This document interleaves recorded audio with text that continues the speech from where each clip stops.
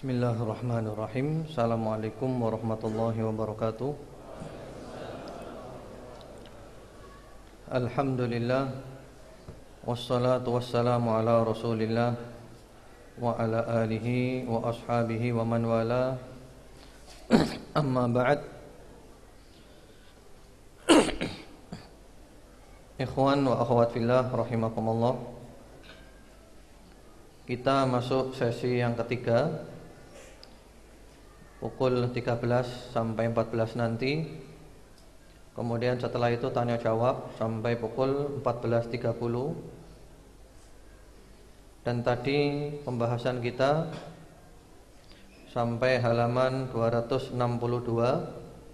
Sekarang kita masuk halaman 263.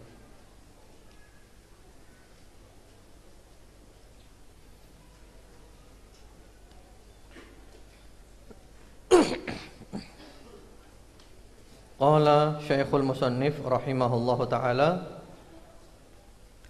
wa arsalallahu jami'ar rusuli mubasyirin wa mundirin. Allah mengutus segenap rasul untuk memberi kabar gembira dan menyampaikan peringatan. Wad dalilu qauluhu ta'ala, dalilnya adalah firman Allah subhanahu wa ta'ala, rusulam mubasyirina wa mundirin li'alla yakuna linnasi 'ala Allahi hujjatum ba'da rusul. Mereka kami utus selaku rasul-rasul, pembawa berita gembira dan pemberi peringatan, supaya tidak ada alasan bagi manusia membantah Allah sesudah diutusnya rasul-rasul itu. Surat An-Nisa 165. Wa awwaluhum Nuhun alaihi salam wa akhiruhum Muhammadun sallallahu alaihi wa ala alihi wasallam. Rasul yang pertama adalah Nuh, adalah Nabi Nuh alaihi salam, dan yang terakhir adalah Nabi Muhammad sallallahu alaihi wa ala alihi wasallam. Wad dalilu ala anna awwalahum Nuh alaihi salam qauluhu ta'ala. Dalil bahwa Nabi Nuh alaihi salam sebagai rasul pertama adalah firman Allah subhanahu wa ta'ala, inna auhayna ilaika kama auhayna ila Nuhin wan nabiyina min ba'dih, yang artinya sesungguhnya kami telah memberikan wahyu kepadamu sebagaimana kami telah memberikan wahyu kepada Nuh dan nabi-nabi yang kemudian. Surat An-Nisa 163. Wa kullu ummatin ba'atsallahu ilaiha rasula min Nuhin ila Muhammadin sallallahu alaihi wa alihi wasallam ya'muruhum bi'ibadatillahi wahdah wa yanhahum 'an ibadati at-taghut. Allah subhanahu wa ta'ala telah mengutus seorang rasul kepada setiap umat, mulai Nabi Nuh alaihi salam sampai kepada Nabi Muhammad sallallahu alaihi wasallam. Mereka memerintahkan agar manusia menyembah Allah saja dan melarang mereka menyembah taghut. Wa dalilu qauluhu ta'ala, dalilnya adalah firman Allah subhanahu wa ta'ala, wa laqad ba'atsna fi kulli ummatin rasulan an i'budullaha wajtanibut taghut, yang artinya, dan sesungguhnya kami telah mengutus rasul pada tiap-tiap umat untuk menyerukan sembahlah Allah saja dan jauhilah taghut itu. An-Nahl 36. Ya, itu dulu. Di sini muallif, penulis, menjelaskan tentang rasul-rasul Allah subhanahu wa ta'ala. Beliau menyebutkan Allah subhanahu wa ta'ala mengutus para rasul dengan membawa dua misi. Misinya adalah mubasyirin dan mundirin, memberi kabar gembira orang beriman, orang bertakwa, mereka ahlul jannah. Kemudian memberi peringatan orang yang durhaka, yang kafir, ahlun nar. Lalu disebutkan dalilnya An-Nisa tadi itu 165. Allah mengutus Rasul sebagai pemberi kabar gembira dan pembawa peringatan supaya manusia tidak punya alasan di depan Allah. Jadi jangan sampai nanti manusia mengatakan kami tidak tahu, tidak ada alasan, karena Allah sudah mengutus Rasul. Rasul yang pertama adalah Nuh alaihi salam, yang terakhir Nabi Muhammad sallallahu alaihi wasallam. Ini sudah kita bahas pada pertemuan yang lalu. Adapun Nabi Adam itu adalah nabi, dan mereka masih di atas fitrah. Kanan nasu ummatan wahidah. Mereka di atas fitrah, di atas kebenaran, tidak nyimpang. Perselisihan antara Qabil dan Habil itu bukan masalah akidah, tapi masalah sifatnya, kepribadiannya, karena hasad. Tapi akidah mereka masih belum menyimpang. Penyimpangan akidah pertama kali terjadi pada zaman Nabi Nuh alaihi salam. Lalu Allah mengutus Nabi Nuh untuk membawa risalah, meluruskan penyimpangan akidah itu. Kemudian semua rasul, setiap umat Allah selalu mengutus rasul. Tidak mungkin Allah membiarkan begitu saja. Diutus rasul mulai dari Nabi Nuh sampai Nabi Muhammad SAW. Dakwahnya satu. Dakwahnya adalah la ilaha illallah, ani'budullaha wajtanibut taghut. Ibadah kepada Allah, jauhilah taghut. Dan setelah itu ada pembahasan masalah taghut, apa itu taghut, macam-macamnya, bagaimana menyikapinya.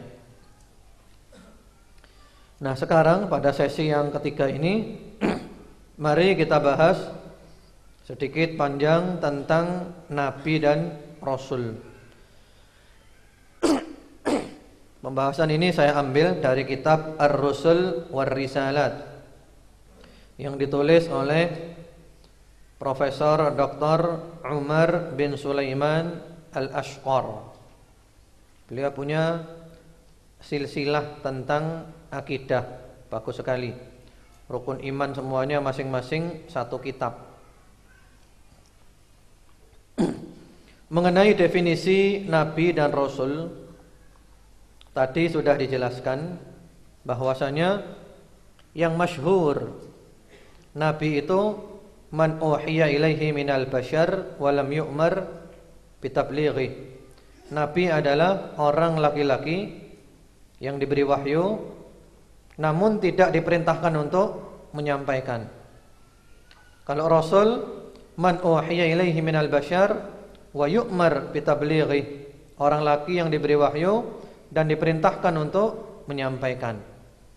Sehingga semua rasul adalah nabi, tapi tidak semua nabi adalah rasul. Namun ada pula yang berpendapat nabi dan rasul itu sama, sama-sama diberi wahyu, sama-sama diperintahkan menyampaikan.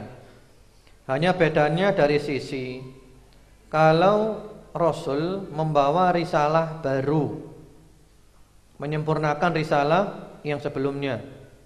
Kalau Nabi tidak membawa risalah yang baru, hanya meneruskan risalah Rasul yang ada. Itu tentang definisi antara Nabi dengan Rasul. Iman kepada Nabi dan Rasul termasuk prinsip dasar keimanan. Mendurhakai satu sama dengan mendurhakai semuanya, dan itu juga sudah kita bahas. Jumlah Nabi dan jumlah Rasul yang lalu sempat kita singgung. Sebagaimana di dalam hadis yang sahih riwayat Imam Ahmad rahmatullahi alaih, bahwasanya Rasulullah sallallahu alaihi wasallam menjelaskan jumlah Nabi mi'ah alaf wa arba'ah wa ishrun alfan, 124 jumlahnya nabi. Jumlahnya rusul, ar-rusul min dalik 315. Jumlahnya rasul adalah 315. Namun di antara nabi dan rasul itu lebih banyak yang oleh Allah tidak diceritakan kepada kita. Sebagaimana firman Allah di dalam surat An-Nisa 164 dan juga surat Ghafir atau surat Al-Mu'min sama saja ayat 78. Wa rusulan qad qasasnahum 'alaika min qablu wa rusulan lam naqsushum 'alaik. Ada rasul yang diceritakan oleh Allah kepada Rasulullah Muhammad SAW, ada pula rasul-rasul yang tidak diceritakan. Yang tidak diceritakan banyak. Di dalam Al-Qur'an disebutkan 25 nama nabi dan rasul.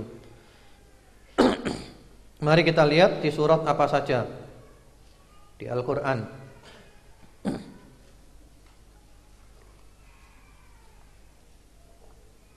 Yang pertama-tama di surat Ali Imran ayat nomor 33. Innallaha astafa Adam. Ya, satu nama, Adam.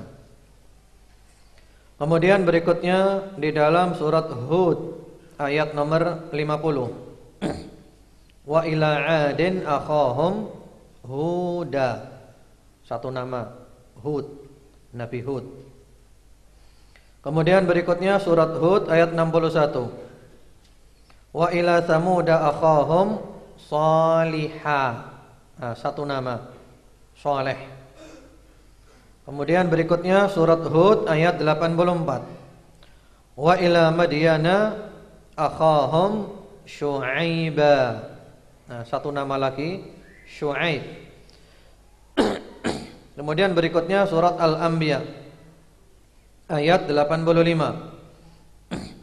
Wa Ismaila wa Idrisa wa Dzal Kifli kullum minas sabirin. Ada 3 nama, Ismail, Idris dan Dzulkifli. Kemudian surat Al-Fatah ayat 29. Muhammadur Rasulullah sallallahu alaihi wa alihi wasallam. Satu nama, Muhammad sallallahu alaihi wa alihi wasallam. Kemudian berikutnya lagi di dalam surat Al-An'am ayat 83 sampai 86. Di situ disebutkan 18 nama. Yaitu Watilka hujjatuna atainaha Ibrahima ala qaumi. Ibrahim. Narfa'u darajatin man nasha' inna rabbaka hakimun alim. Wa wahabna lahu Ishaqa wa Ya'qub. Nah, ada Ishaq, ada Ya'qub. Kullan hadaina wa Nuhan hadaina min qabl. Nuh. Wa min dzurriyyatihi Dawuda wa Sulaimana wa Ayyuba wa Yusufa wa Musa wa Harun. Ya, Dawud, Sulaiman, Ayyub, Yusuf, Musa dan Harun. Wa kadzalika najzil muhsinin.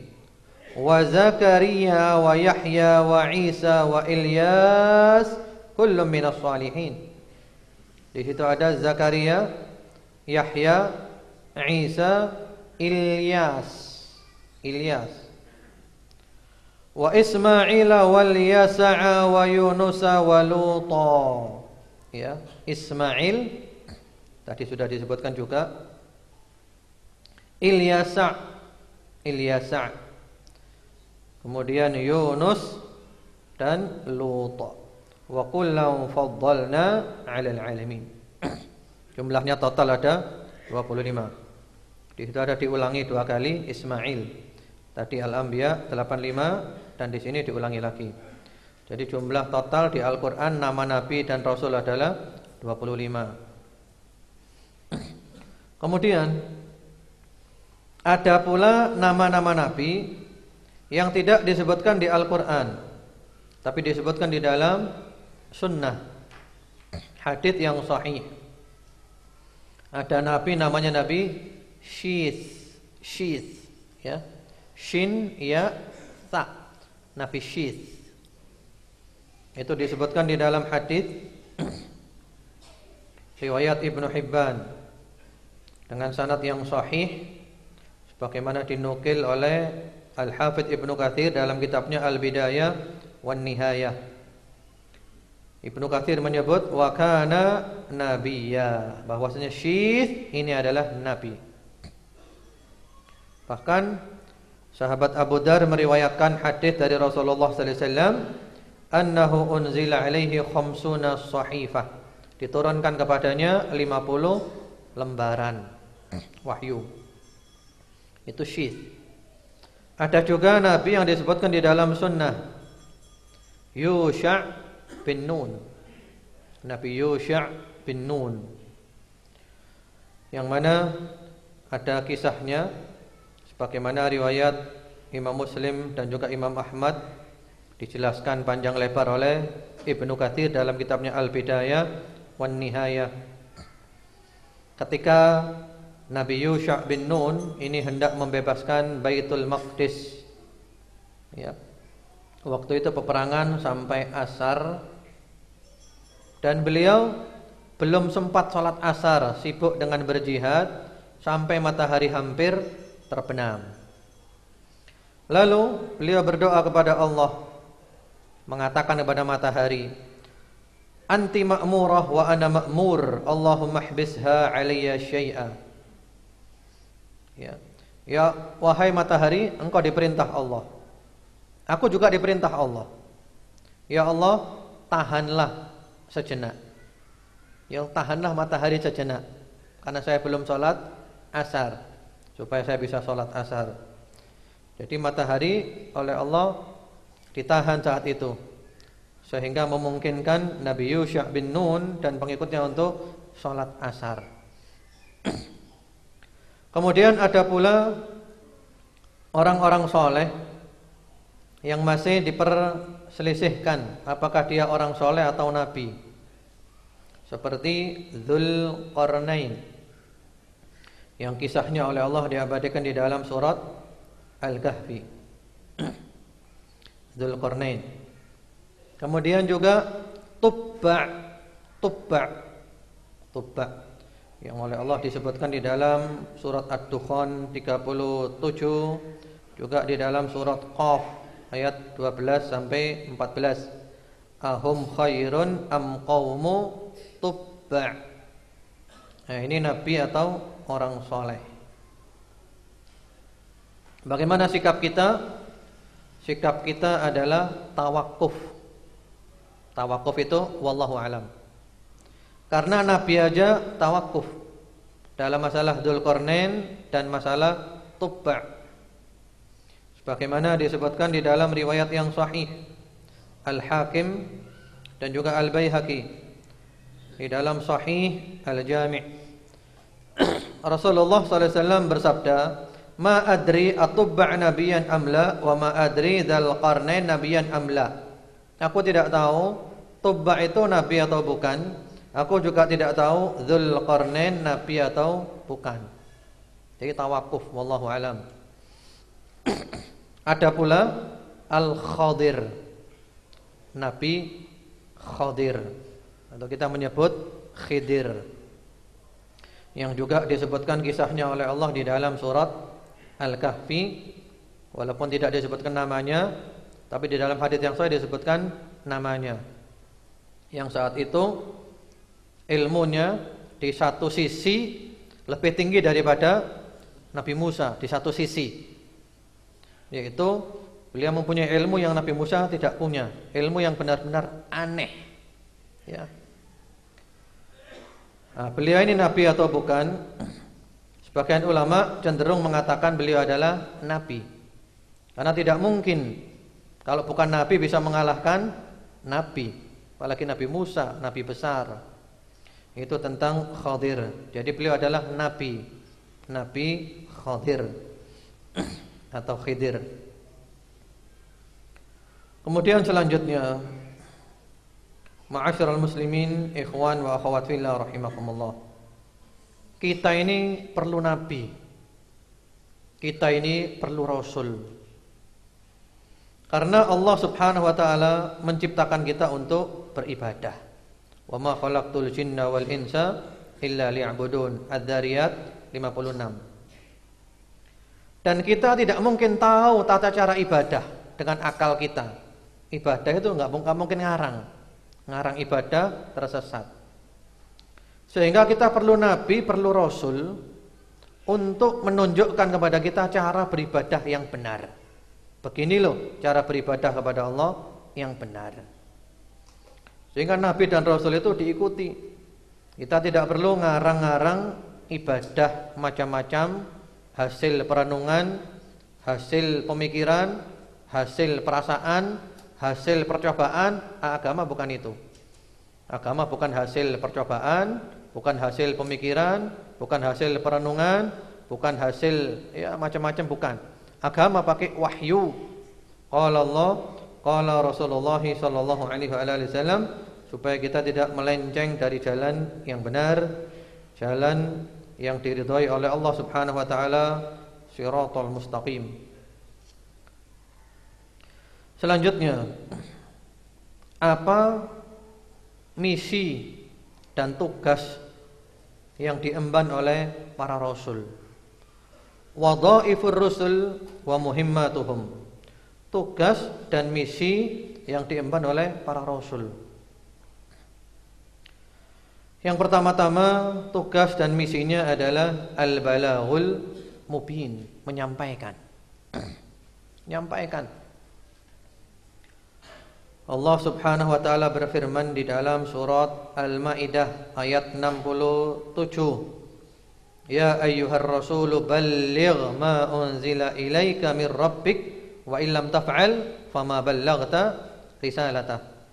Hai Rasul, sampaikan apa yang diturunkan kepadamu dari Rabbmu. Jika kamu tidak melakukan itu, berarti kamu belum menyampaikan risalahmu. Menyampaikan dan menyampaikan. Soal orang mau iman, enggak mau iman, itu urusannya Allah. Yang penting sampaikan. Di dalam surat Ali Imran ayat nomor 20 Allah berfirman, wa in tawallau fa innama 'alaikal balagh. Jika mereka berpaling, mereka tidak mau, ya sudah, kewajibanmu hanya menyampaikan. Nah, ini penting. Ma'asyiral muslimin, ikhwan wa akhwat fillah rahimakumullah. Jadi pengikut para nabi, warathatul anbiya, yaitu para ulama, seperti para nabi menyampaikan, sampaikan. Orang nerima, alhamdulillah, Anda untung. Orang tidak mau nerima, enggak masalah, Anda rugi sendiri. Tapi kita sudah menyampaikan kewajiban kita. Karena itu dalam berdakwah, jangan mengikuti seleranya manusia. Karena hanya ingin diterima oleh manusia. Jangan. Dakwah ini menyampaikan yang hak. Orang seneng, orang tidak seneng, nerima, enggak masalah, sampaikan. Yang penting caranya cara terbaik. Sarana-sarana terbaik. Sehingga para ulama membagi, ya, bahwasanya kita perlu mengklasifikasi macam-macam ulama. Ada 3 macam ulama. Yang pertama-tama adalah alimu ad-daulah. Ulamanya negara. Ulamanya pemerintah. Ulamanya raja. Dia memberikan fatwa dan memberikan keterangan-keterangan sesuai dengan seleranya tuan raja, sesuai dengan seleranya pemerintah. Sehingga mereka tuh kalau mau mengeluarkan fatwa dilihat dulu keinginannya Pak Raja ini apa. Nah, disesuaikan nanti. Dalil-dalil dipaksa diseret untuk menguatkan fatwanya dia yang memuaskan tuan raja. Ini ulama ulama-ulama yang jahat, menjual agama. Yang kedua adalah alimul ummah, ulamanya umat. Nah, dia juga ngikuti seleranya umat. Umat ini kepinginnya apa? Itu yang dicari oleh dia. Kebenaran yang tidak disukai umat, nggak berani dia menyampaikan. Takut dibenci oleh umat. Takut tidak dipakai lagi. Takut tidak diundang lagi. Ini juga ulama ulama yang jahat, menipu, menjerumuskan. Yang ketiga, alimul millah, ulamanya agama. Nah, ini ulama yang benar. Dia sampaikan dengan dalil, dengan cara terbaik, dia sampaikan yang hak. Orang suka, orang enggak suka, pemerintah suka, enggak suka, sampaikan yang hak. Yang dicari adalah ridhonya Allah Subhanahu wa taala. Anda benci, Anda suka, Anda mau, Anda enggak mau, enggak masalah. Itu bukan ukuran semuanya. Yang penting saya menyampaikan al-haq. Ya, mau diundang lagi, enggak diundang lagi, mau apa, enggak masalah. Menyampaikan kebenaran tidak mengurangi rezeki. Menipu, berbohong tidak menambah rezeki. Rezeki telah ditulis oleh Allah semenjak dahulu kala, sebelum Allah menciptakan langit dan bumi 50.000 tahun. Menyampaikan yang hak tidak mengurangi rezeki. Berbohong tidak menambah rezeki. Menyampaikan yang hak tidak mendekatkan kita kepada ajal. Berbohong tidak membuat ajal kita tambah panjang. Ajal telah ditentukan oleh Allah. Nyampaikan yang hak, bohong, kalau waktunya mati ya mati. Itu yang pertama. Menyampaikan, sudah sampaikan aja. Kan tujuan kita supaya umat ini tahu. Kemudian yang kedua, tugas dan misi yang dibawa oleh para rasul alaihi wassalam adalah ad-da'watu ilallah.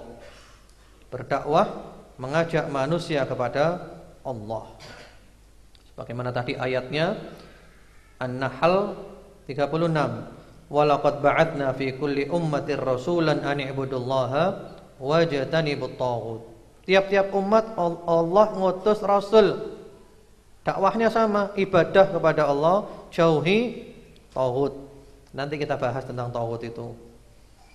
Dan juga firman Allah Subhanahu wa taala di dalam surat Al-Anbiya ayat 25. Wa ma arsalna min qablika mir rasulin illa nuhi ilaihi annahu la ilaha illa ana fa'budun.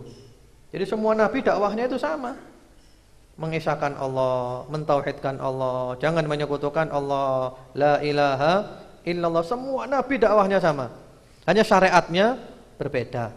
Akidahnya sama, tauhidnya sama. Kemudian juga termasuk para nabi itu ketika dakwah selalu mengatakan wattaqullaha wa ati'un. Takwalah kepada Allah dan taatlah. Ya, banyak ayat seperti ini supaya umatnya takwa.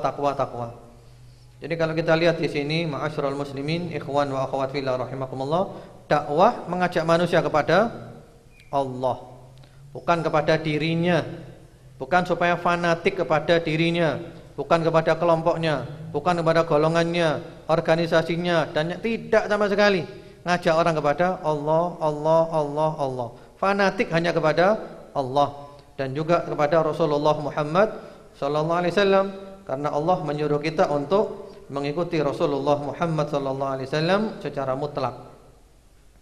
Kemudian yang ketiga, tugas dan misi yang diemban oleh para rasul adalah at-tabsyir wal indar.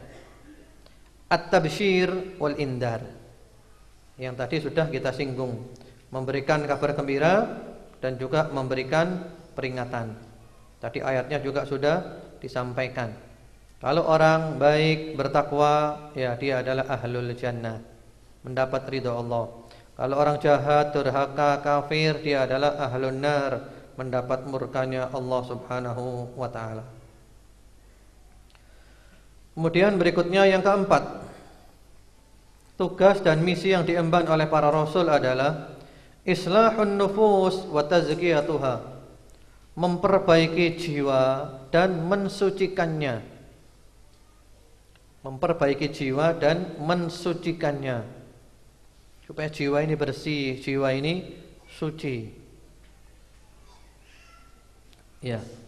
Kalau kita baca di dalam Al-Qur'an banyak ayat-ayat yang menyinggung seperti itu.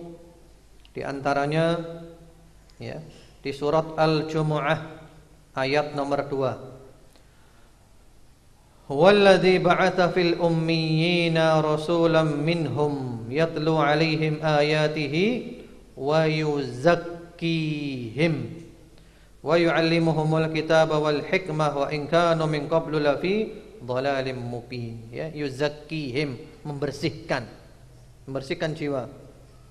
Kemudian juga mengeluarkan manusia dari kegelapan menuju cahaya. Sebagaimana di dalam surat Ibrahim ayat 5, walaqad arsalna Musa biayatina an akhrij qaumaka minadh-dhulumati ilan nur. Keluarkan kaummu dari kegelapan menuju cahaya. Jadi memperbaiki jiwa, mensucikan jiwa, hati. Karena itu ma'asyiral muslimin, ikhwan wa akhwat fillah rahimakumullah, kalau kita ngaji, ternyata dari ngaji itu hati kita tambah kotor, hati kita tambah jelek. Nah, berarti ngajinya keliru. Karena kalau ngaji yang diajarkan oleh para nabi dan para rasul, semakin lama ngaji, semakin jiwanya itu bersih, semakin hatinya itu suci. Itu benar.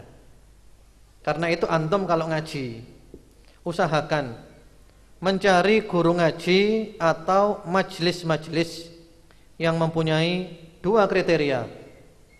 Dan 2 kriteria ini adalah kriterianya para nabi, sebagaimana tadi di dalam surat Al-Jumu'ah ayat 2. Ya. Wa yuzakkihim wa yu'allimuhumul kitaba wal hikmah. Nah, 2. Supaya ngajinya tidak keliru. Yang pertama-tama adalah al-ilmu. Ilmu. Artinya ngaji itu dengan dasar ilmu. Yang dimaksud ilmu itu adalah qala Allah, qala Rasulullah sallallahu alaihi wasallam, qala as-sahabah, qala al-ulama. Jadi harus ada ilmu supaya enggak tersesat. Kemudian yang kedua adalah at-tazkiyah, yang membersihkan jiwa, membersihkan hati. Jadi ngaji itu harus ada ilmunya, ilmu dari Al-Quran, dari Sunnah, dengan penjelasan para ulama, pemahaman salafus soleh. Dan juga yang kedua adalah membersihkan jiwa, membersihkan hati. Karena kalau ilmu saja tapi tidak membersihkan, berarti enggak benar. Membersihkan saja tanpa dasar ilmu juga tidak benar, tersesat nanti. Ilmu saja tanpa membersihkan, mirip siapa? Mirip orang-orang Yahudi yang dimurkai oleh Allah, ghairil maghdubi alaihim. Membersihkan saja tanpa ilmu mirip orang Nasrani, waladhdallin, tersesat. Lah kalau kita siratal ladzina an'amta alaihim, ya, punya ilmu Al-Quran, As-Sunnah, pemahaman salafus soleh, penjelasan para ulama, dan membersihkan. Ini penting sekali. Karena ma'asyiral muslimin, ikhwan wa akhwat fillah rahimakumullah, ada yang ternyata semakin lama ngaji, akhlaknya semakin buruk, hatinya semakin jelek. Nah, itu berarti majelis yang keliru, majelis yang salah. Ada yang salah di sana itu. Dulu belum ngaji, akhlaknya baik. Setelah ngaji tambah lama, akhlaknya tambah buruk. Enggak benar itu. Berarti ada yang keliru di sana. Mestinya tambah lama ngaji tambah bersih. Kemudian yang kelima, tugas dan misi para rasul alaihi wassalam adalah taqwimul fikril munharif wal aqaidiz zaifah. Meluruskan pemikiran yang menyimpang dan akidah yang menyeleweng. Ya. Jadi meluruskan pemikiran yang menyimpang dan akidah yang menyeleweng. Ya, sebagaimana di dalam surat Al-Baqarah ayat 213, kanan nasu ummatan wahidah faba'atsallahu an-nabiyyina mubasysyirina wa mundirin. Mula-mula dulu manusia itu di atas akidah yang lurus, lalu nyeleweng, lalu Allah mengutus Rasul untuk meluruskan. Karena itu, kalau orang itu punya ilmu, wajib menjelaskan kebenaran. Yang menyeleweng dijelaskan, yang benar adalah seperti ini. Yang menyimpang dijelaskan, yang benar adalah seperti ini. Ini perlu sekali. Dan kita perlu belajar terus, karena penyelewengan, penyimpangan selalu berkembang terus. Karena kalau kita tidak belajar, kita nggak bisa bantah, nggak bisa nerangkan. Membantah, menerangkan ini penting supaya orang tahu mana yang hak, mana yang batil. Yang penting caranya, cara penyampaiannya yang akhlak, yang baik, yang luhur. Berikutnya lagi yang keenam, tugas dan misi yang diemban oleh para rasul alaihi wassalam adalah iqamatul hujjah, menegakkan hujjah. Maksudnya supaya manusia tidak punya alasan di depan Allah. Sebagaimana tadi ayatnya sudah dibacakan, surat An-Nisa 165, rusulan mubasysyirin wa mundirin li'alla yakuna lin-nasi 'ala Allahi hujjatun ba'da rusul. Jadi jangan sampai nanti orang mengatakan, "Oh, kami enggak tahu, kami enggak ada. Allah sudah mengutus rasul." Karena itu zaman sekarang ini, zaman sekarang ya, orang mengatakan kami tidak tahu, diterima apa enggak alasannya? Kalau ada orang mengatakan kami tidak tahu, diterima apa enggak alasannya? Enggak diterima. Zaman sekarang kalau orang mengatakan kami tidak tahu, enggak diterima alasannya. Apalagi hidup di kota seperti ini, enggak diterima alasannya. Yang benar adalah tidak mau tahu. Majelis taklim di mana-mana, ada radio, ada TV segala macam. TV dakwah melalui parabola. Iya. Kalau ada orang mengatakan kami tidak tahu, enggak diterima alasannya. Nah, kenapa enggak mau belajar? Kenapa enggak mau belajar? Kecuali kalau orang mengatakan tidak tahu itu hidupnya di tengah hutan. Di tengah hutan dan tidak ada informasi sama sekali, enggak pernah kumpul manusia. Dia hanya kumpul dengan binatang. Orang seperti ini bilang enggak tahu, diterima alasannya. Tapi apakah ada seperti itu sekarang? Enggak ada. Bahkan orang-orang yang pakai koteka pun di mana itu? Irian Jaya, itu bilang enggak tahu, enggak diterima alasannya. Karena mereka sudah hidup di perkotaan, mereka diberi kaki oleh Allah. Kenapa enggak jalan? Kan punya kaki, kenapa enggak jalan? Jalan ke dunia lain. Allah memberi telinga, difungsikan. Allah memberi mata, difungsikan. Allah beri hati, beri akal, difungsikan. Jadi kalau orang itu mengatakan kami tidak tahu, enggak diterima alasannya. Yang benar adalah tidak mau tahu. Kemudian berikutnya lagi, yang terakhir, misi dan tugas yang diemban para nabi dan para rasul adalah siyasatul ummah, memimpin umat. Jadi di dalam Islam nabi itu sekaligus menjadi pemimpin, kepala negara, ya, sekaligus menjadi pemimpinnya umat. Sebagaimana firman Allah Subhanahu wa taala di dalam surat Al-Maidah ayat 47, "Fahkum bainahum bima anzalallah." Putuskan perkara di antara mereka dengan apa yang diturunkan oleh Allah Subhanahu wa taala. Kemudian juga sabda Rasulullah Muhammad sallallahu alaihi wasallam, hadis riwayat Bukhari Muslim, Imam Ahmad dan yang lainnya, "Kanat Banu Israil tasusuhum al-anbiya, kullama halaka nabiyyun qama nabiyyun." Bahwasanya Bani Israel itu selalu dipimpin oleh para nabi. Tiap-tiap satu nabi meninggal dunia diganti oleh nabi yang lainnya lagi. Jadi di dalam Islam itu, ma'asyiral muslimin, ikhwan wa akhwat fillah rahimakumullah, pemimpin negara itu adalah pemimpin agama. Di dalam Islam agama dan negara itu enggak bisa dipisahkan, jadi satu itu, satu paket. Seperti Rasulullah Muhammad sallallahu alaihi wasallam, pemimpin agama dan pemimpin negara. Penggantinya siapa? Khalifah Abu Bakar As-Siddiq radhiyallahu taala anhu. Khalifah, pemimpin agama dan pemimpin negara. Setelahnya siapa? Ya. Umar, Utsman, Ali. Kemudian setelah itu Al-Hasan bin Ali. Tidak lama terus diganti oleh Muawiyah, ya, dan seterusnya. Kemudian daulah khilafah Bani Umayyah.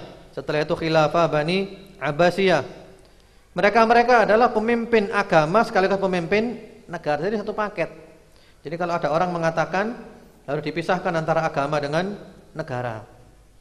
Agama di masjid saja. Di luar masjid enggak ada agama, enggak benar.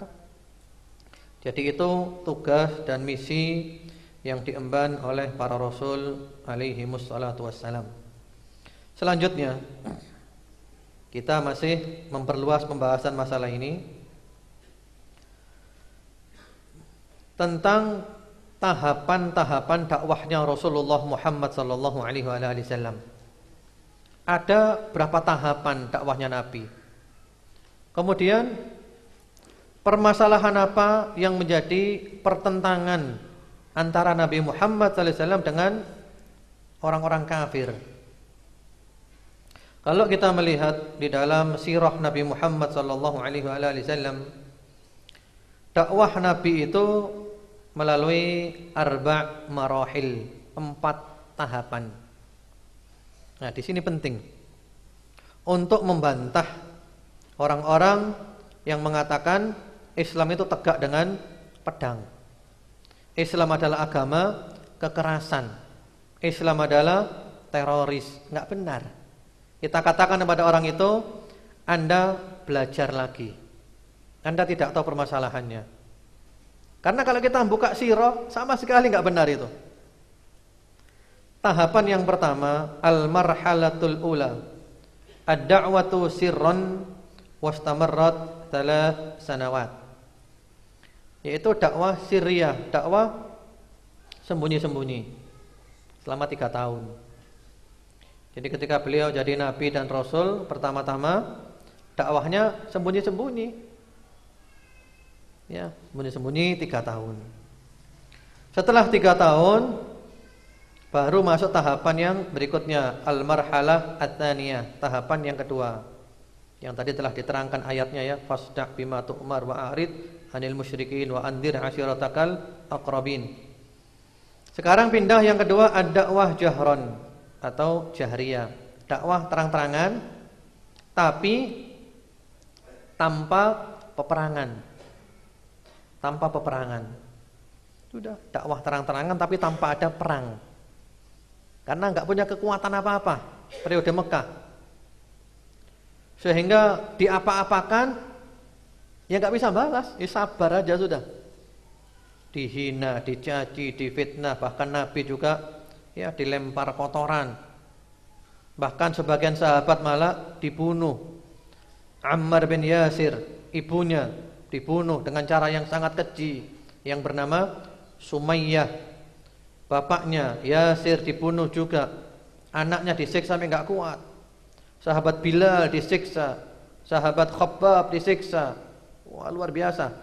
Tapi enggak ada peperangan.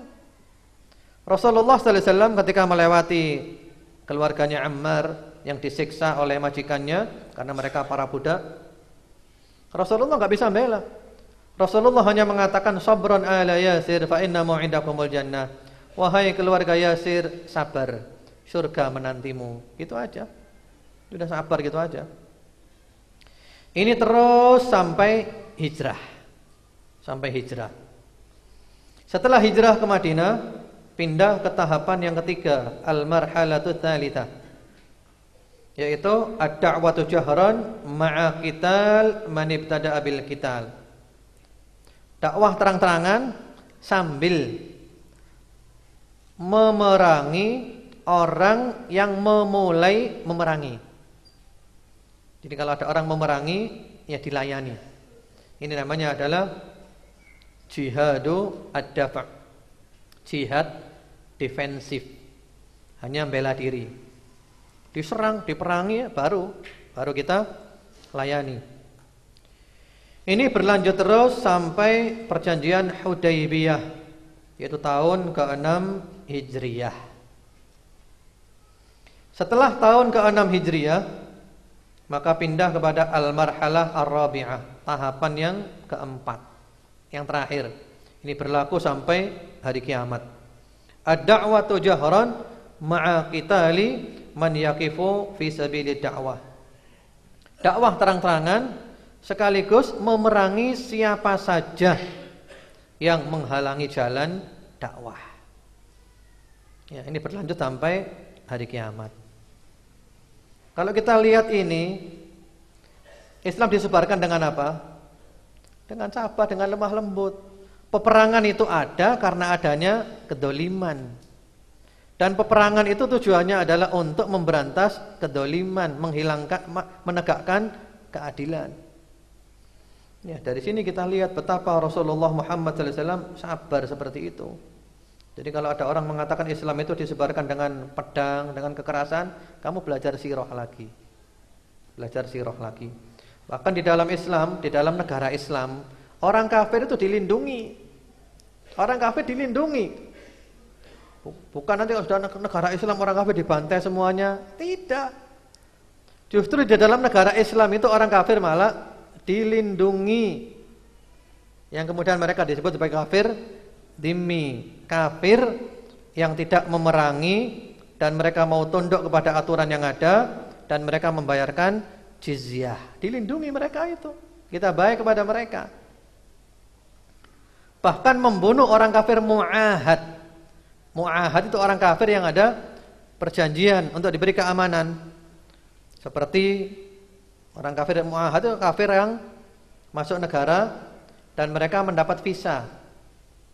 Berarti kalau mereka dapat visa, mereka akan dapat jaminan keamanan kan? Itu enggak boleh dibunuh. Membunuh orang kafir mu'ahad itu dosa. Rasulullah sallallahu alaihi wasallam bersabda di dalam hadis yang sahih, "Man qatala mu'ahadan lam yarah raihatal jannah." Barang siapa membunuh orang kafir yang mu'ahad. Mu'ahad yang ada perjanjian untuk diberi keamanan. Para ulama menafsirkan para pelancong sekarang ini. Mereka datang ke negara kita untuk berdharma wisata dan mereka dapat visa. Dapat visa berarti mereka dapat izin, dapat jaminan keamanan. Jadi kita membunuh turis itu enggak boleh. Kata Rasulullah sallallahu alaihi wasallam, membunuh orang kafir yang mu'ahad tidak mencium bau surga. Yang membunuhnya enggak mencium bau surga. Jadi membunuh turis itu enggak boleh. Jangan mentang-mentang ini orang kafir bunuh. Ini ajarannya siapa ini? Islam bukan hanya dengan semangat saja, pakai ilmu. Dan ilmu bukan dengan emosi, belajar kepada ulama. Jadi enggak boleh bunuh orang-orang turis-turis, enggak boleh dibunuh itu. Dan pikiran kita jangan hanya bunuh saja. Pikiran kita itu bagaimana mendakwai orang ini. Nah, gitu kan? Alangkah senangnya kalau orang ini dapat hidayah, masuk Islam, mati dalam keadaan Islam. Nah, seneng kan? Daripada dikit-dikit bunuh. Iya. Langsung aja sikat, bom aja sudah. Jangan, bukan itu Islam. Ya. Jadi selalu didakwai dulu. Kecuali kalau orang kafir yang harbi, memerangi. Contohnya sekarang ini seperti di Palestina. Sudah jelas-jelas orang Yahudi menjajah, mendolimi seperti itu. Itu kafir harbi, dibunuh enggak apa-apa. Orang Yahudi yang ada di bumi Palestina enggak apa-apa. Semakin banyak Anda bunuh ya terima kasih. Karena mereka kafir yang harbi. Ya. Kemudian selanjutnya ada 3 permasalahan yang ini menjadi sumber pertentangan antara Rasulullah Muhammad SAW dengan orang-orang kafir. Nah ini syubhatnya orang kafir itu 3 ini. Ada 3 sumber pertentangan antara Nabi dengan orang-orang kafir dengan orang-orang musyrik. Yang pertama-tama adalah qadhiyatut tauhid, permasalahan tauhid. Ya. Ibadah kepada Allah, jangan syirik, jangan menyekutukan Allah. Allah saja. La ilaha illallah. Nah, ini mereka berat. Mereka lebih suka berbuat kesyirikan. Jangan lupa ya, bahwa orang musyrik zaman Nabi dulu, Abu Jahal, Abu Lahab dan teman-temannya, mereka percaya enggak kepada Allah? Percaya. Antum buka Al-Qur'an ya, di antaranya surat Yunus 31. Qul "May yarzuqukum minas sama'i wal ard?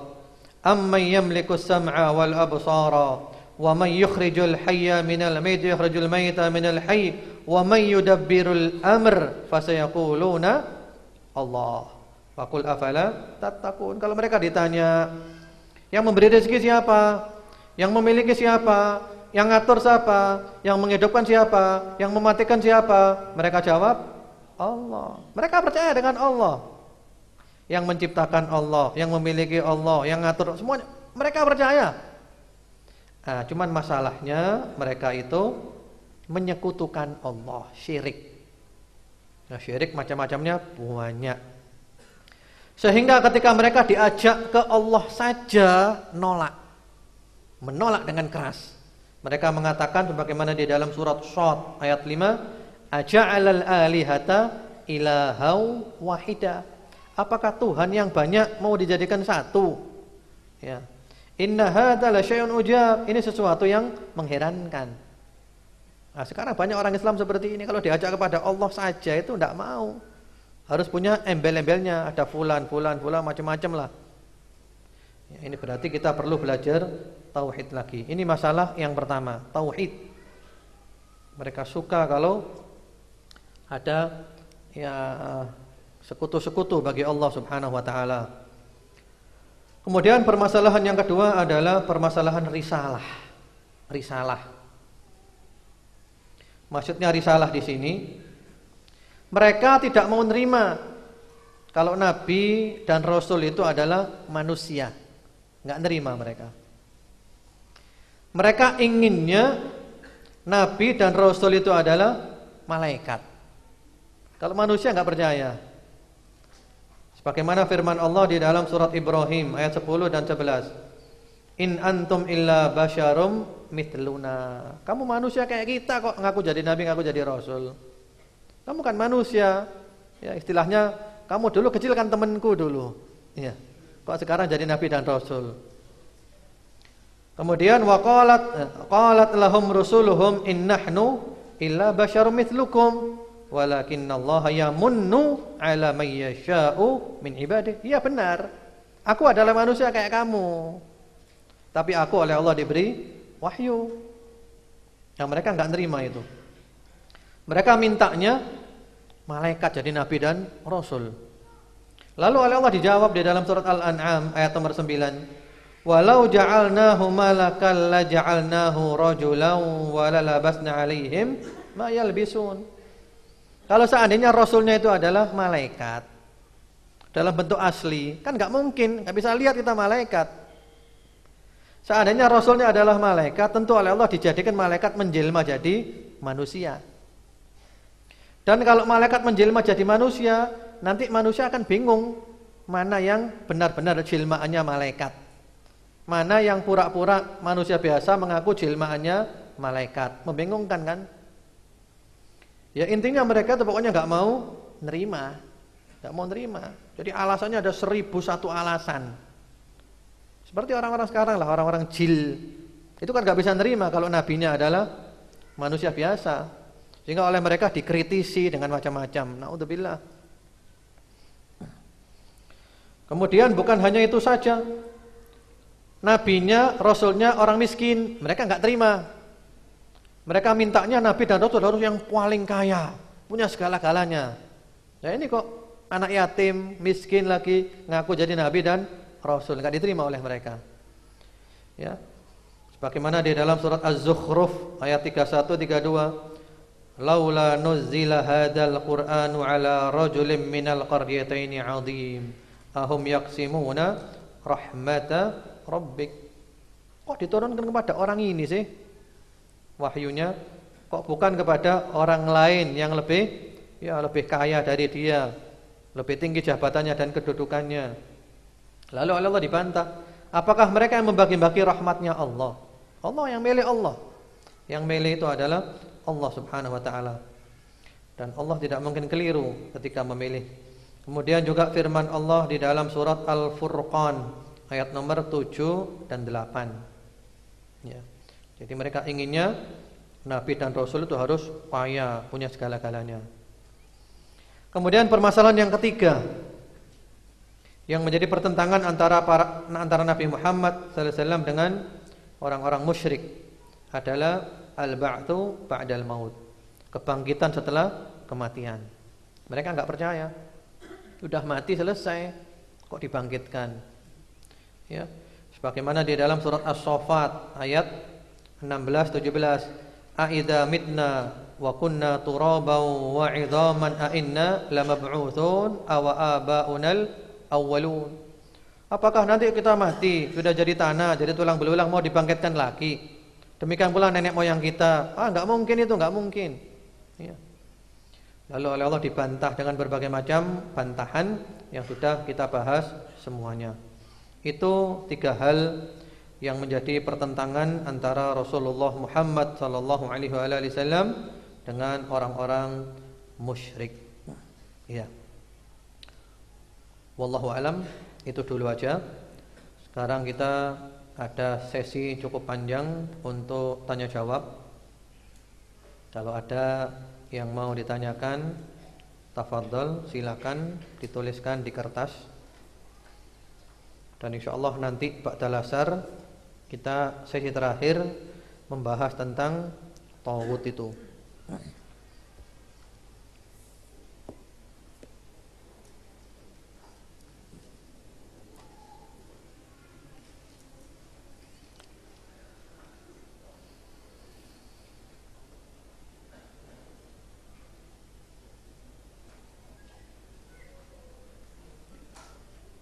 Ustadz, bagaimana jika di lingkungan rumah kita ada orang kafir harbi yang terbukti menyebarkan kemaksiatan dan menyebarkan agamanya, bahkan banyak orang yang terpengaruh? Apa kita dosa jika diam saja? Apa yang harus kita lakukan? Masalahnya kita berada di suatu negara, sehingga kita tidak mungkin main hakim sendiri supaya tidak kacau. Cara paling enak, ya paling mudah, paling praktis, paling aman menangani seperti ini adalah dilaporkan RT, RW, ya, atau bahkan yang lebih tinggi lagi, supaya ditangani oleh pihak yang berwenang untuk menjaga suasana supaya tidak kacau. Karena kita dilarang merubah kemungkaran yang ternyata menimbulkan kerusakan yang lebih besar. Ada kemungkaran, kalau kita robah kemungkaran itu, kemungkarannya hilang atau menjadi sedikit, ini wajib karena maslahatnya jelas. Ada kemungkaran, kalau kita robah kemungkarannya itu hilang, tapi timbul baru yang kadarnya sama, maka ini perlu ijtihad, dimusyawarahkan enaknya bagaimana. Ada kemungkaran, kalau diingkari, kalau dirobah, maka menimbulkan kemungkaran yang lebih besar lagi. Nah ini haram, enggak boleh. Karena tujuan kita merubah kemungkaran tidak terpenuhi, justru malah menimbulkan kerusakan yang lebih besar. Sehingga para ulama ketika pasukan Tatar menyerbu negeri Islam dahulu, ya, di antaranya Syekhul Islam Ibnu Taimiyah rahimahullahu taala, waktu itu kaum Tatar mereka suka minum khamr. Di pinggir jalan mereka minum khamr, mabuk-mabuk di pinggir jalan. Syekhul Islam Ibnu Taimiyah rahimahullah ta'ala lewat dan tidak menegur mereka. Tidak menegur mereka, enggak melarang. Kenapa minum khamr? Enggak, dibiarkan aja. Lalu beliau ditanya, "Wahai Tuan Guru, ini ada orang minum khamr, Anda kok diam saja?" Apa jawaban beliau?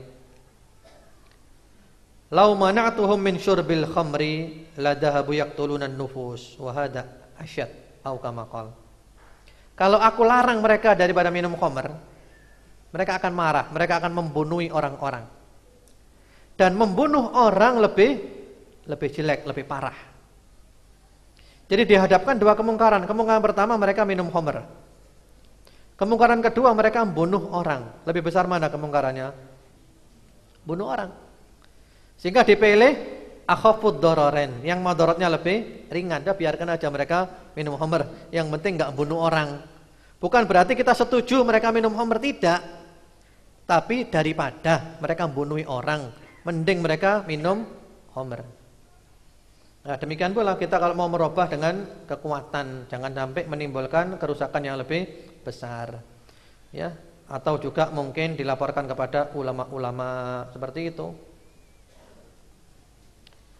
Jadi kita perlu menghentikan, tapi dengan cara-cara yang tidak menimbulkan kerusakan yang lebih besar. Dakwah dilawan dengan dakwah. Nah, karena masalah penyebaran agama ini ada aturannya. Enggak boleh menyebarkan agama kepada orang yang sudah beragama. Nah, itu dimasukkan aja pasal mengancam stabilitas. Nah, kena itu.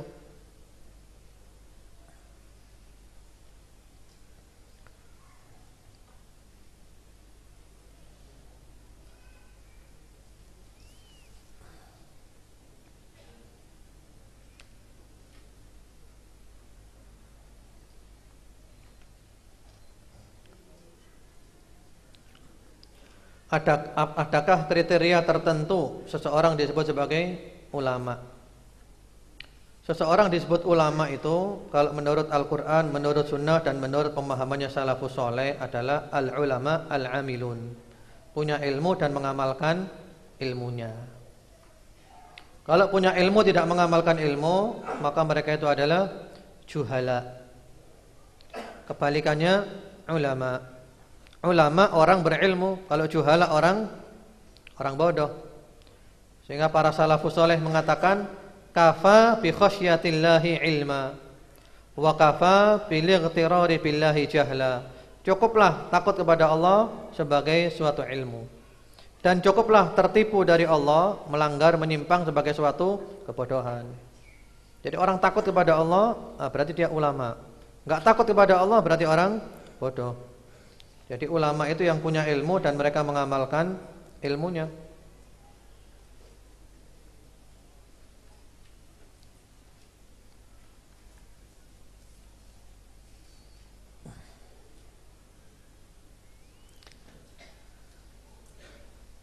Apakah boleh kita mentaati hukum-hukum pemerintah seperti dikatakan tadi kita harus mentaati ulil amri, sedangkan yang kita tahu pemerintah dipilih oleh pezina, pemabuk, perampok dan lainnya.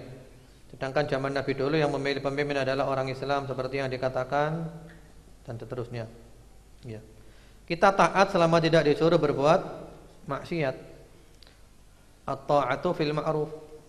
Ya, kita taat selama tidak diperintah berbuat maksiat. Kalau diperintah maksiat, enggak boleh taat. Misalnya lampu merah. Ya, di jalanan ada lampu merah, lampu kuning, lampu hijau. Lampu merah berarti adalah berhenti. Jangan nanti ini tauhid ini jalan aja terus. Ya tabrakan nanti. Tabrakan. Jadi kita taat dalam hal-hal yang tidak menyimpang dari aturannya Allah. Enggak maksiat, taat. Kalau maksiat, enggak boleh taat.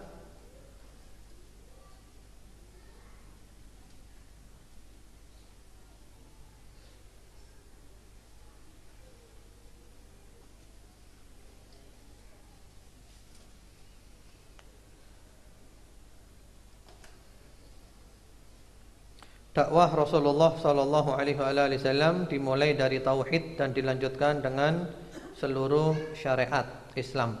Bagaimana dengan dakwah di zaman sekarang kepada orang Islam, apakah harus dimulai dari tauhid dahulu atau langsung ditekankan kepada syariat? Kalau sekarang ini semuanya didakwahkan, cuman prioritasnya kepada tauhid dan akidah. Jadi sekarang ini ya wajib sholat, ya wajib puasa, semuanya sudah disyariatkan. Cuman yang lebih ditekankan lagi adalah masalah tauhid, masalah akidah. Yang menjadikan orang itu baik adalah tauhid dan akidah.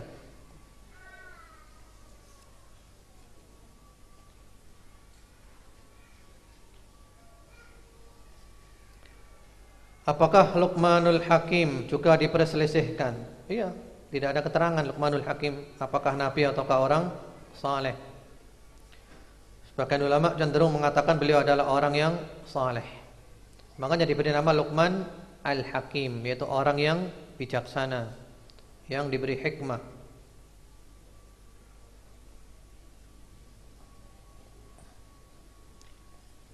Iya.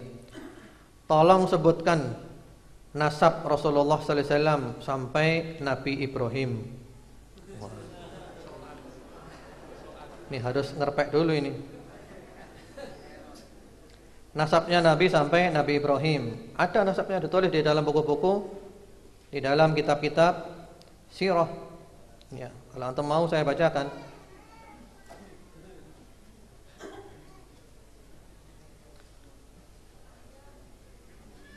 Ya. Ini ya. Muhammad bin Abdullah. Ayahnya Abdullah. Abdullah itu karena bin ya. Namanya adalah Abdullah. Bin Abdullah karena itu mudhaf ilaih. Kemudian berikutnya lagi kakeknya bernama Abdul Muttalib. Abdul Muttalib.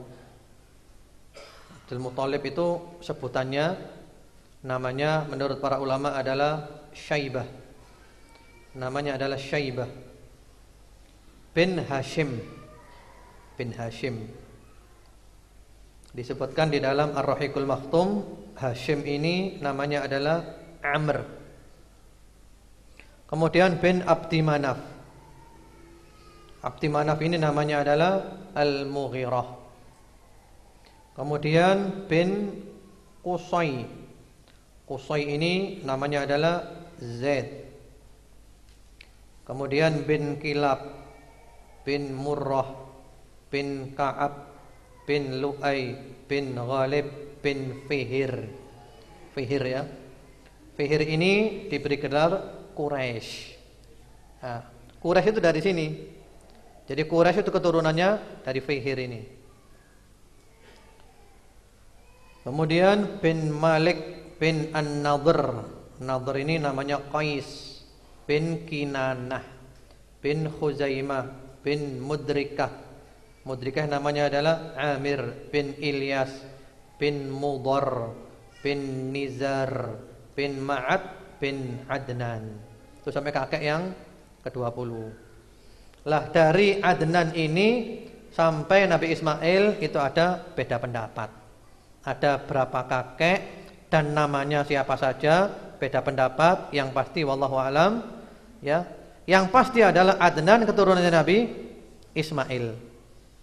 Cuman dari Ismail menuju Adnan ini ada berapa orang, namanya siapa, itu ada khilafiyah ya. Ismail putranya Nabi Ibrahim.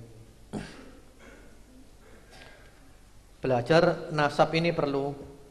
Kita di dalam Islam dianjurkan belajar nasab. Ta'allamu min ansabikum ma tasiluna bihi arhamakum. Tujuannya belajar nasab bukan untuk membangga-banggakan nasab, tapi tujuannya adalah supaya tahu siapa kerabat kita, untuk menyambung tali silaturahim. Karena kalau kita tidak tahu nasab kita, silaturahmi kita putus. Dengan pamannya aja tidak tahu, dengan kakeknya tidak tahu.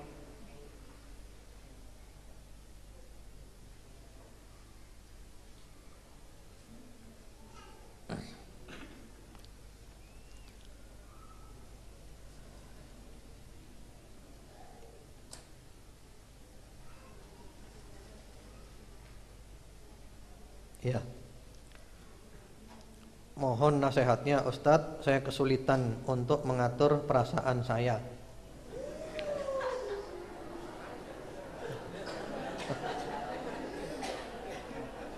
Saat mempelajari sirah Rasul, maka hati jadi lebih cenderung, lebih condong kepada Rasul.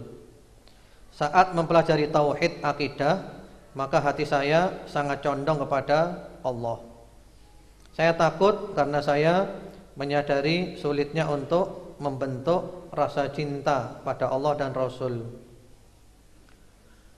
Untuk di awal ibadah-ibadah saya ini, saya khawatir di dalam lubuk hati saya niatnya bukan untuk semata-mata taat kepada Allah. Mohon nasihatnya. Iya. Kita cinta kepada Allah itu nomor satu. Allah itu segala-galanya. Nomor satu Allah. Adapun Rasulullah Muhammad SAW, kita mencintai beliau karena Allah menyuruh kita mencintai beliau. Jadi cinta yang nomor satu adalah cinta Allah. Cinta kepada Rasulullah sallallahu alaihi wasallam itu karena Allah yang menyuruh kita untuk mencintai Rasulullah Muhammad sallallahu alaihi wasallam. Jadi begitu didudukkan. Jadi cinta Allah itu segala-galanya. Cinta kepada Rasulullah sallallahu alaihi wasallam sebagai bentuk cinta kita kepada Allah. Yang nyuruh kita cinta kepada Rasul adalah Allah. Jadi seperti itu. Jadi cinta kepada Nabi bukan berdiri sendiri. Jangan sampai nanti malah salah. Cinta kepada Rasul seakan-akan segala-galanya. Cinta kepada Allah seakan-akan cabangnya cinta kepada Rasul. Kebalik ini. Cinta kepada Allah segalanya. Cinta kepada Rasul karena Allah menyuruh kita cinta kepada Rasulullah Muhammad sallallahu alaihi wasallam.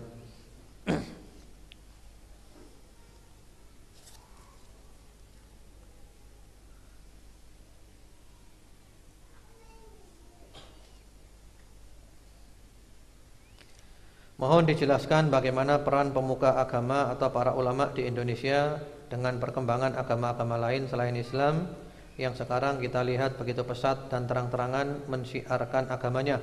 Seperti di media TV ada channel-channel agama mereka, di mall atau tempat-tempat umum yang mempromosikan kegiatan-kegiatan mereka dan lain-lain.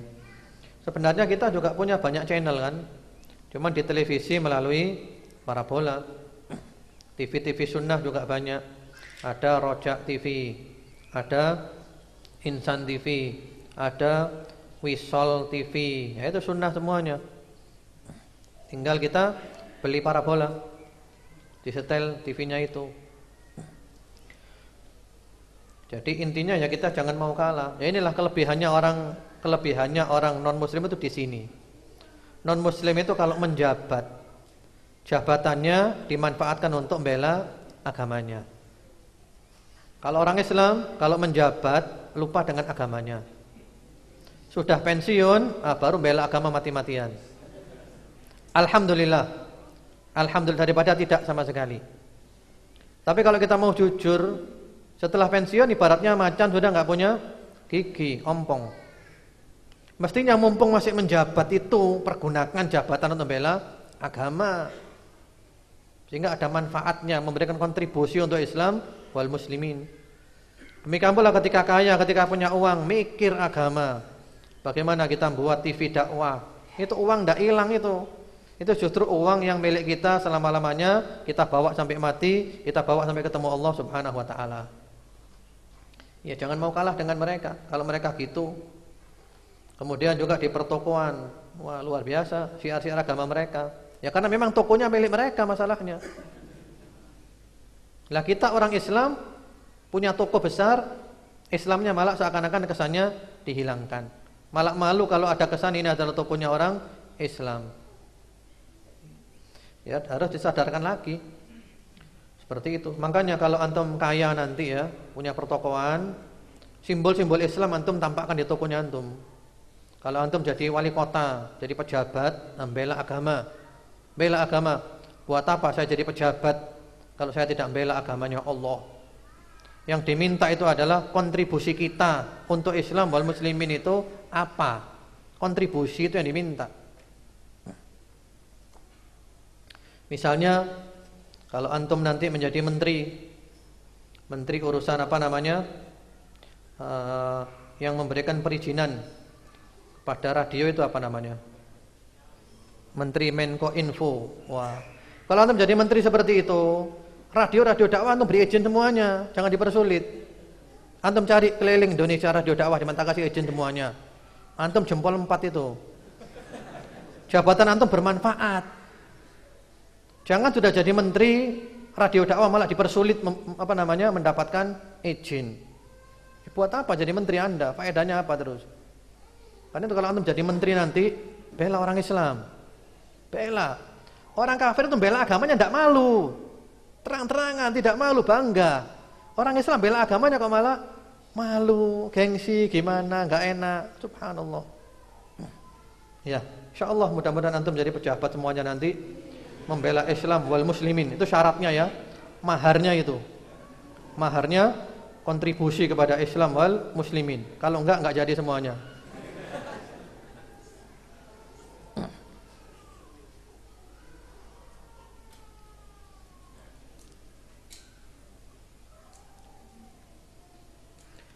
Ya, saya sedang berusaha hijrah menuju sunnah.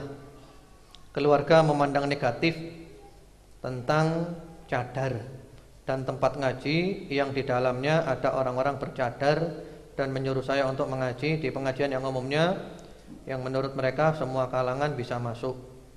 Kalau pengajian yang sesuai sunnah dipandang terlalu tinggi dan ekstrim. Bagaimana menyikapinya Ustadz? Saya ingin belajar sunnah dengan ridho keluarga, terutama orang tua.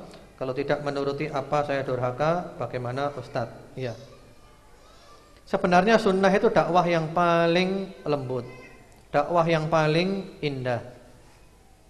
Karena itu para ulama menekankan, kan kita penampilannya itu beda. Yang perempuan jilbabnya besar, bahkan pakai cadar. Yang laki memelihara jenggot, pakaian juga di atas mata kaki. Maka penampilan yang aneh menurut masyarakat ini jangan dijadikan semakin aneh dengan sikap kita yang kaku. Sikapnya itu yang enak, yang luwes kepada masyarakat. Sehingga mereka nanti punya kesimpulan, ternyata orang berjilbab besar itu baik. Ternyata perempuan bercadar itu baik. Ternyata laki-laki berjenggot dan pakaian cingkrang itu juga baik-baik. Ya. Nah, kita usahakan seperti itu. Jangan sudah penampilannya aneh menurut mereka, sikapnya ditambah lagi kuaku sikapnya. Mukanya dipuasang, wis metotok Pak Mufakat wis. Ya sudah, orang benci semuanya. Hanya penilaiannya orang, wong jilbaban gede iku elek-elek akhlake. Wong cadaran juga jelek akhlaknya orang. Gara-gara apa? Sikap masalahnya. Jadi tunjukkan kepada ibu, kepada bapak bahwasanya orang yang mengamalkan sunnah itu baik. Tunjukkan antum semakin berbakti kepada ibu dan bapak. Tunjukkan semakin baik sifatnya, semakin baik akhlaknya. Tunjukkan. Itu butuh waktu. Sekian bulan, bahkan mungkin sekian tahun, baru mereka nanti berubah pemikirannya. Oh, ternyata anakku ini semakin belajar sunnah, semakin menjadi anak yang sholihah, semakin menjadi anak yang soleh. Ya sudah, hai anakku semuanya ikutilah sunnah. Seperti itu. Tapi butuh waktu, sabar dulu. Memang pertamanya sulit. Ya, dan doa kepada Allah. Semuanya dulu itu pertamanya gitu. Orang tuanya menentang. Yang penting sikap kita. Jangan sudah belajar sunnah ke rumah ibunya dimarahi terus. Ibu iki buit atok ibu iki. Wah, Pak iki syirik tok, ya. Orang enggak nerima kalau gitu. Dakwah bukan gitu caranya. Ngomong yang enak, yang sopan, yang akhlak, pelan-pelan dikondisikan, kasih ilmu, terus doakan. Nah, kalau gitu nanti orang marah. Sikap itu perlu. Dakwah yang benar, sikapnya salah, ditolak. Dakwah yang salah, sikapnya baik, diterima. Sikap itu perlu. Jadi insya Allah butuh waktu ya. Yang penting tunjukkan seperti yang telah diterangkan. Insya Allah mudah-mudahan dengan berjalannya waktu orang tua akan punya penilaian yang berbeda. Oh, ternyata ngikuti sunnah itu bagus. Karena terus terang saja, ikhwan wa akhwat fillah rahimakumullah, realita yang ada sekarang ini. Kita bicara realita, fakta nyata. Sebagian itu begitu belajar sunnah sikapnya itu kaku-kaku. Waku-kaku. Sama orang tidak baik, tidak memberi salam, dikasih salam tidak jawab, sama keluarganya mutus hubungan gini. Ya orang jadi punya penilaian jelek. Sunnah kok ngene gitu. Tidak senang orang. Tapi tunjukkan semakin belajar sunnah akhlaknya semakin baik. Semakin memperhatikan keluarga, menyambung tali silaturahim dan seterusnya. Akhirnya mereka punya pemahaman berbeda nanti.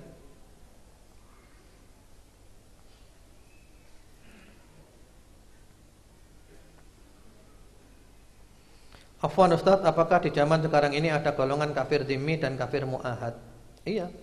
Kalau kafir dhimmi sekarang di Indonesia ini walaupun mereka tidak bayar jizyah ya, mereka sekarang kan bayar pajak gitu ya. Tapi mereka tidak memerangi kita sebagaimana firman Allah di dalam surat Al-Mumtahanah ayat nomor 8. La yanhaakumullahu 'anil ladzina lam yuqatilukum bid-din wa lam yukhrijukum min diyarikum an tabarruhum wa tuqsitu ilaihim innallaha yuhibbul muqsitin. Tidak memerangi kita, enggak ngusir kita karena agama, maka kita juga baik kepada mereka. Kalau mu'ahad menurut penjelasan para ulama seperti Ya, para turis-turis itu yang mereka masuk negara dengan mendapatkan visa. Visa itu berarti mereka mendapat jaminan keamanan.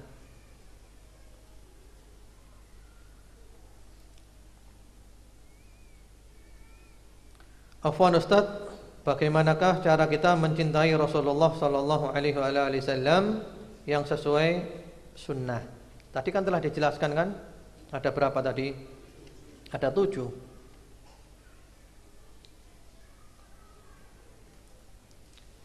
Apa bisa dengan kita memuji-muji dengan syair menambah iman kita? Bagaimana cara bersolawat yang sesuai syar'i? Memuji Nabi boleh, dengan syair-syair, puisi-puisi boleh, selama tidak sampai ke tingkatan ghulu, melampaui batas, boleh. Bahkan ada sahabat-sahabat Nabi yang suka membuat puisi muji-muji Nabi. Di antaranya adalah sahabat Hasan bin Thabit radhiyallahu taala anhu.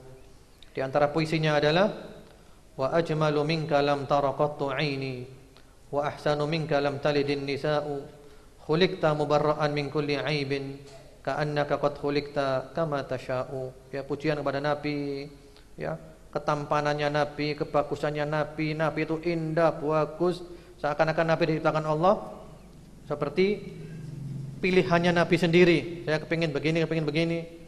Jadi pujian-pujian pada Nabi itu boleh, selama tidak melampaui batas sampai masuk ke dalam kategori itra.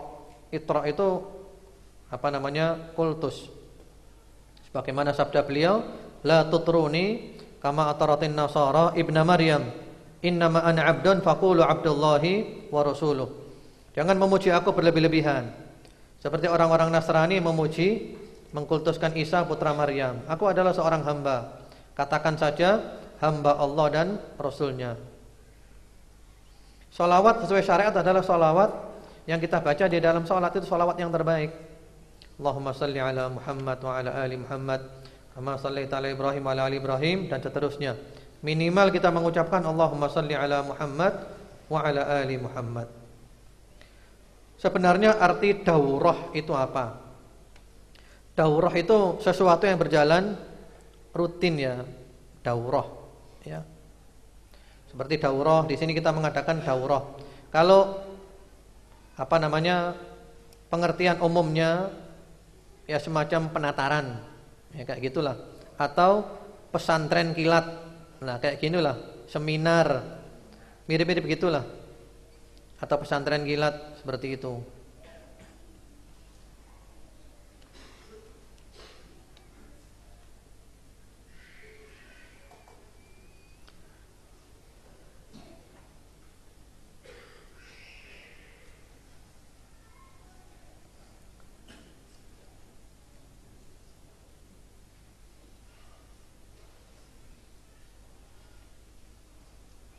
Bagaimana dengan orang yang pergi ke dukun, mati sebelum tempo 40 hari, ketika sholat enggak diterima itu habis.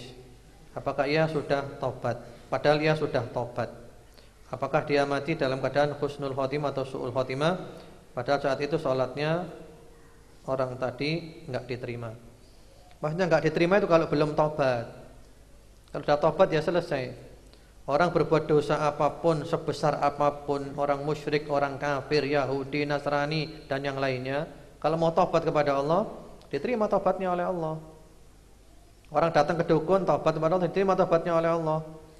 Yang penting memenuhi syaratnya tobat, menyesal, tidak berbuat lagi, janji tidak akan mengulangi selama-lamanya, banyak beramal soleh, banyak istighfar, diampuni oleh Allah. Yang jadi masalah itu mati dalam keadaan belum obat.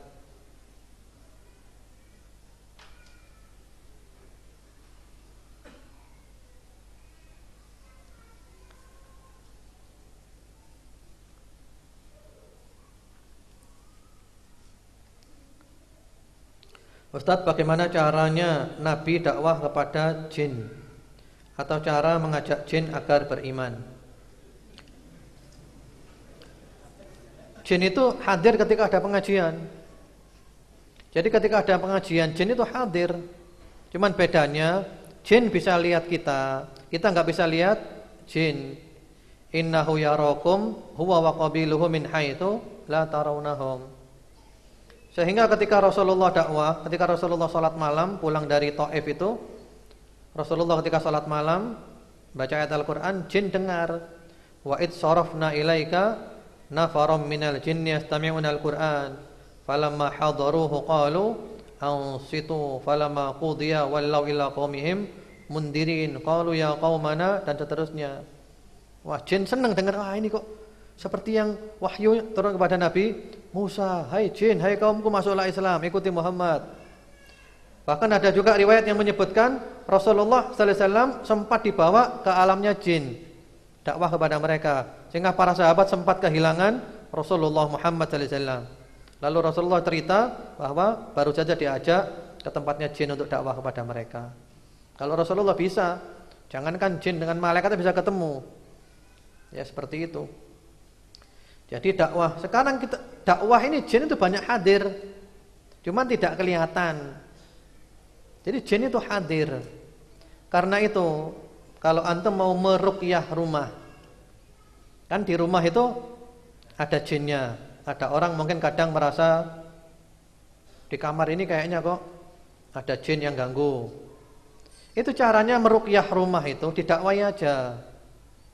Misalnya antum bacakan Al-Qur'an ya, mungkin surat Al-Baqarah atau ayat kursi, kemudian antum ceramai. Assalamualaikum warahmatullahi wabarakatuh. Innal hamdalillah. Hai jin, takwalah kau kepada Allah. Mengganggu orang tidak boleh, kau berdosa, kau dihukum oleh Allah. Diceramai. Jin itu juga dengar. Jin itu kayak kita persis. Cuman ada yang mau sadar, ada yang enggak mau sadar. Tugas kita adalah menyampaikan. Makhluk kasar enggak mau, makhluk halus mau. Jadi gitu. Jadi jin itu juga sama dengan kita, ada yang ahli sunnah, ada yang juga ahli, ya ada sama, macam-macam jin itu. Ada jin yang mengikuti aliran liberal, pluralis, iya, sama jin sama dengan kita, seperti itu. Kan di dalam surat Al-Jin disebutkan oleh Allah, wa anna minna salihuna wa minna duna dzalik. Ada yang saleh, ada yang tidak saleh.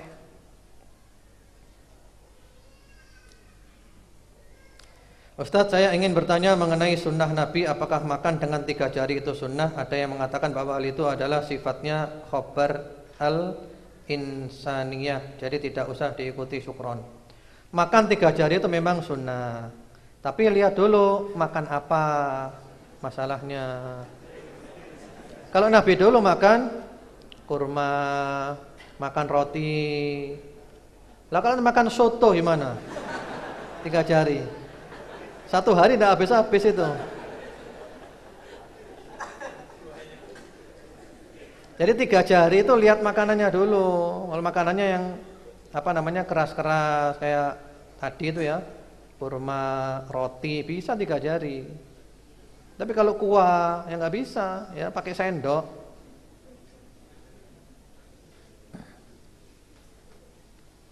Jadi semua itu ada penjelasan tentang situasi dan kondisinya.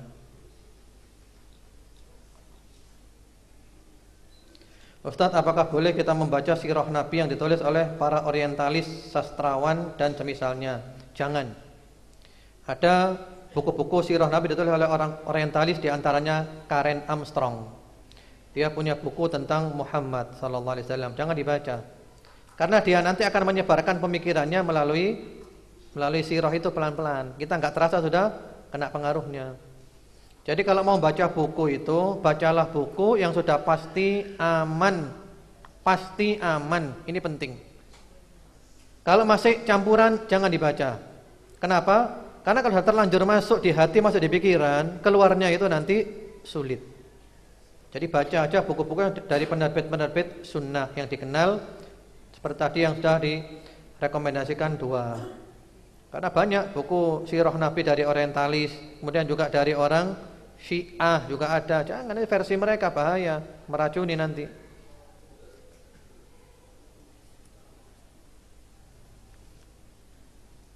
Ya, saya kira mungkin itu dulu aja. Sudah jam 2:30. Sekarang kita istirahat dan persiapan sholat asar. InsyaAllah nanti kita lanjutkan lagi pukul 16 jam 4 sampai jam 5 sore. Dan nanti juga ada door prize, ada banyak bukunya InsyaAllah. Wallahu alam, semoga bermanfaat. Wassallallahu ala sayyidina Muhammadin wa ala alihi. Assalamualaikum warahmatullahi wabarakatuh.